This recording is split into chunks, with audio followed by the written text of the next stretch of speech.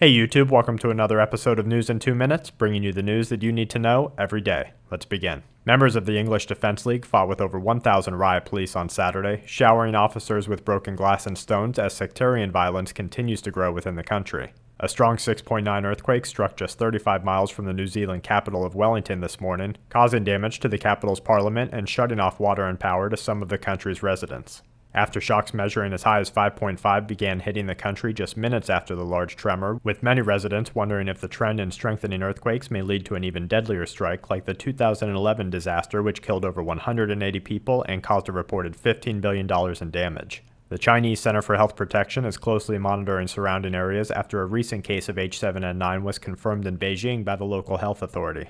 The confirmation heightened fears within the health community in light of a recent study that shows particular strains of the H7N9 avian flu taken from human-infected cases deliver a 100% transmission through airborne contact, proving that humans have both a lack of natural immunity and high susceptibility to this novel threat.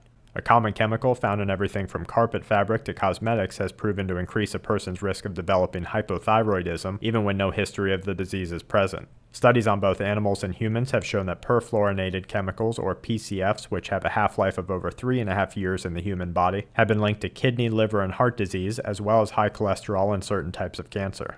Scientists in Brazil are experimenting with bioengineering of local food crops to enhance what they call micronutrient deficiencies within the world's staple food supply. The research seeks to bend the genes of a variety of staple foods to bring what they say is a better food to the people of Brazil and to the world.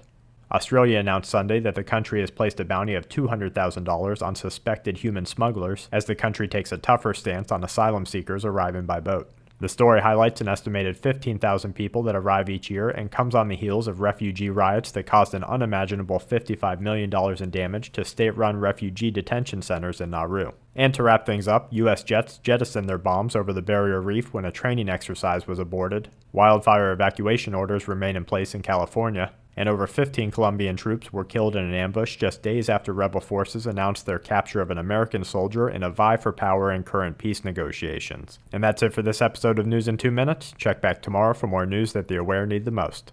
This week's News in 2 Minutes is brought to you by TSHTFplan.com, where even the officials go for news, and SQmetals.com for all your precious metal needs.